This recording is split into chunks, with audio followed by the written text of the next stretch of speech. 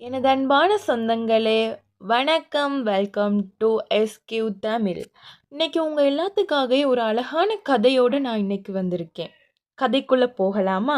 கதைக்குள்ள போறதுக்கு முன்னாடி எனக்காக ஒரு சின்ன விஷயம் செய்றீங்களா? என்னோட வீடியோஸை நிறைய பேர்த்துக்கு ஷேர் பண்ணி விடுங்க. நீங்க ஷேர் பண்ணாதானே என்னோட வீடியோஸ் நிறைய பேருக்கு போய் சேரும். சரி, வாங்க கதைக்குள்ள போகலாம்.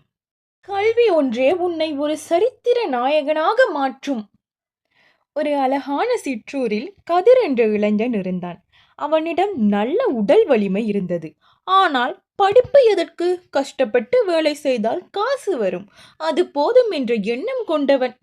அவனுடைய தாத்தா ஒரு பெரிய மரப்பெட்டியை அவனிடம் கொடுத்து, இதில் நம் முன்னோர்களின் பொக்கிஷம் இருக்கிறது, இதை உன்னால் எப்போது திறக்க முடிகிறதோ அப்போது நீ பெரும் செல்வந்தன் ஆவாய் என்று கூறி தாத்தா மறைந்தார். தாத்தா மறைந்த பின்பு அவன் சொன்ன சொல் மனதிற்குள் பொதிந்திருந்தது. அந்த பெட்டியில் போட்டு இல்லை, மாறாக ஒரு விசித்திரமான எழுத்து வரிசை இருந்தது. கதிர் அதை பல முறை உடைக்க முயன்றான். கோடாரியால் வெட்டினான். ஆனால் பெட்டி அசையவே இல்லை. பயணம் தொடங்கியது. ஒரு நாள் பக்கத்து ஊர் அறிஞர் ஒருவர் அந்த பக்கமாக வந்தார். அவரிடம் கதிர் தன் பெட்டியை காட்டினார். அவர் சிரித்துக்கொண்டே சொன்னார், தம்பி, இது பழத்தால் திறக்கும் பெட்டி அல்லப்பா, பண்பால் அறிவால் திறக்கும் பெட்டி. இதில் எழுதி இருப்பதை உன்னால் வாசிக்க முடிந்தால் உள்ளே இருக்கும் ரகசியம் உனக்கு தெரியும். கதிரோ, எனக்கு தான் எழுத்து தெரியாதே என்றான் வருத்தத்துடன். பரவாயில்லை, இப்போதே கற்கத் தொடங்கு என்றார் அறிஞன். மாற்றம். கதிர் மெல்ல மெல்ல எழுத்துக்களை கற்றான். ஒவ்வொரு முறையும் ஒரு புதிய வார்த்தையை தெரிந்து கொள்ளும் போது அந்த பெட்டியில் இருந்த ஒரு எழுத்து ஒளிரத் தொடங்கியது. அவன் கற்க கற்க அவனது உலகத்தை பார்க்கும் பார்வையே மாறியது. முன்பு வெறும் கல்லாக தெரிந்த பாறை இப்போது ஒரு சிற்பமாக தெரிந்தது. வெறும் செடியால் தெரிந்தவை மருத்துவ மூலிகைகளாக தெரிந்தன. கடைசியில் பெட்டியில் இருந்த வரிகளை அவனால் வாசிக்க முடிந்தது.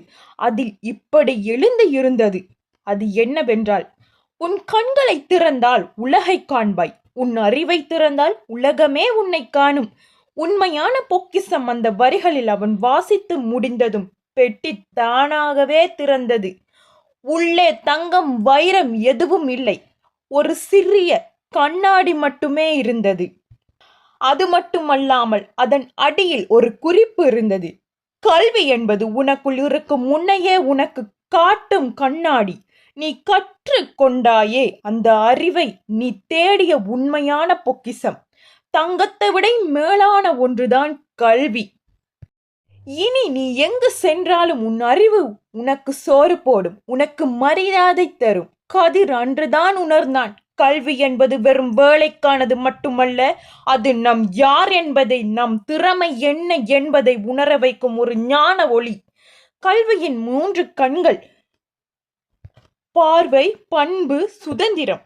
பார்வை என்பன கல்வி இல்லாதவனுக்கு உலகம் இருட்டாகவும், பண்பாக கல்வி ஒருவனை மிருகத்திடமிருந்து மனிதனாக மாற்றும், சுதந்திரமானவைனால் அறிவுள்ளவனை யாராலும் ஏமாற்ற முடியாது.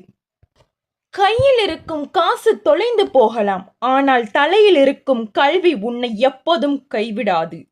அதுதான் ஒரு மனிதனுக்கு கிடைக்கும் மிக அழகான ஆபரணம்.